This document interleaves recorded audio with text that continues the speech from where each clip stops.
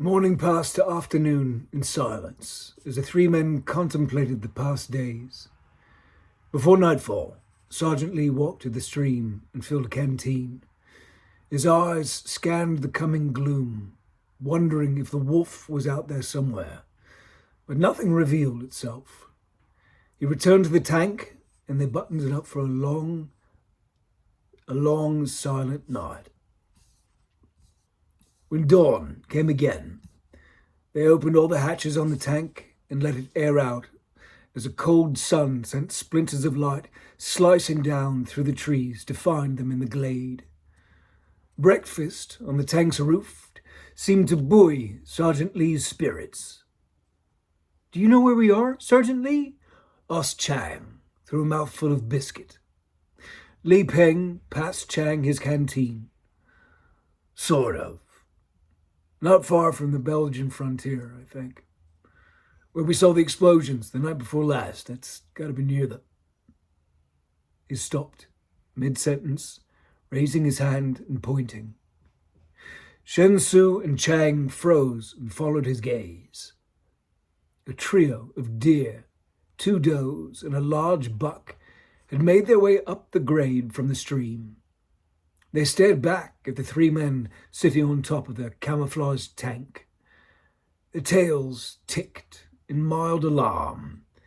Then the buck flicked his white tail and the 3 bolted in unison, their long, thin legs revealing unexpected power as a leaping gallop took them into the woods.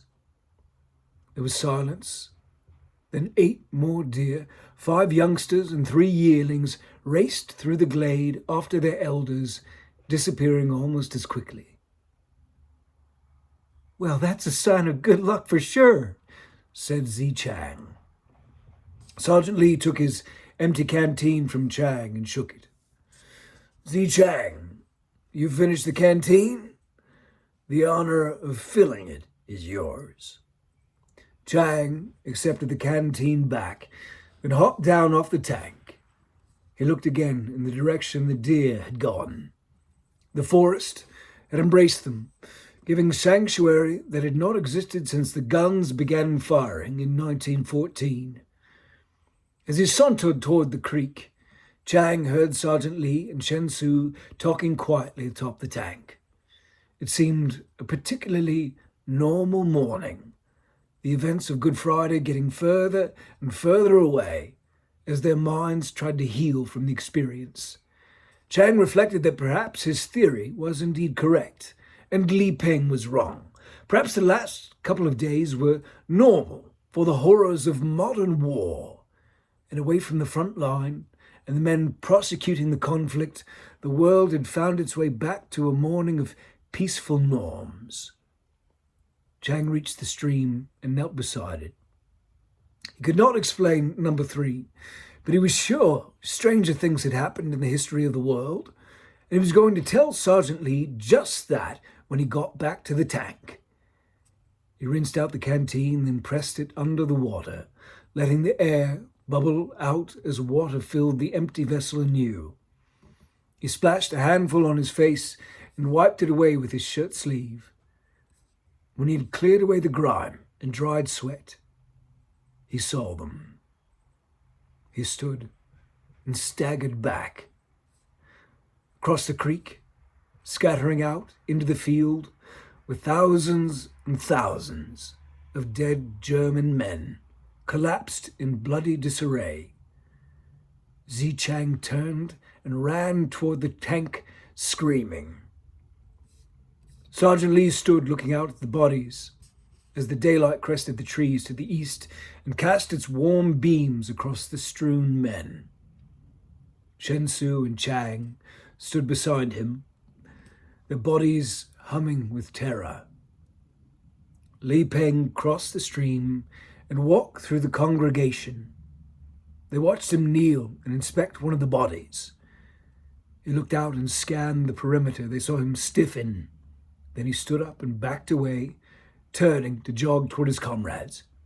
What is it, Sergeant Lee?" asked Zi Chang. "That wolf. She's in the trees, about 100 meters to the north.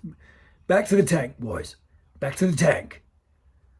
Sergeant Lee was measured and calm. But Chang and Sue's adrenaline spiked. Their eyes searched the woods to their right for signs of the beast, but if she was there, she was well hidden. They scrambled into the tank's open hatches and sealed the steel plates behind them. "What should we do?" asked Sue. Sergeant Lee scratched his chin and spat on the deck. "I don't know. There must be 5,000 men out there. I think if we stay where we are, when the sun sets, these dead men will find us. There's enough of them out there to lift this tank up and roll it onto its head, rip the doors off, and slurp us free like oysters from a half-shell. Maybe they were there all along, but we just didn't see them when we arrived," said Chang. Sergeant Lee smiled, grim. "That's a stupid thought. We walked the entire perimeter before we settled in. It was clear. My brain asked the same dumb question before I saw the wolf just now.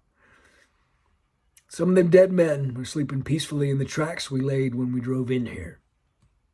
It seems we are just 3 lucky fools that they didn't eat us for dinner last night." There was silence. Then Shen Su spoke. "Sergeant Lee, I know it seems like we are stupid and foolish men, but this is all insanity to us. We've never seen or heard of anything like this, except maybe from stories made to scare children or in nightmare dreams, and you're the only one of us who knows anything about this place or these people, and that is why we need you to tell us what to do."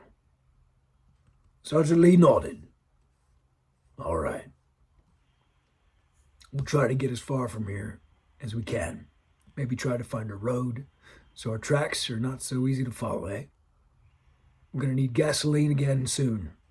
I got a pretty good sense of where 2 depots are from here. Once we get to the second one, we'll be on a road that should take us toward Paris. We'll take as much gas as we can carry from there and run west until we run dry. Maybe by then we'll have a better idea what's going on." Agreed. It seemed as reasonable and logical a plan as they could hope for in the chaos they found themselves in. Sergeant Lee cranked the tank to life. The Daimler Knight roared. He shifted into gear and they tore free from the temporary home, sending fallen trees and leaves scattering as they lurched forward. When they reached the stream bed, Sergeant Lee had Shen Su turn them south. Instead of careening over the fallen men, they bounced and bucked through the stream for half an hour before Sergeant Lee guided them out of it and into open fields. The wolf's howl dragged Shen Su back into the snowy present. She was getting closer. He hefted the gas cans and pressed on. When he rounded the bend, he recognized the little valley that opened up before him. 10 minutes, perhaps 15, and he would be at the tank, sealed up inside it with enough gas to run from the dead all day long. He leaned forward and plowed ahead.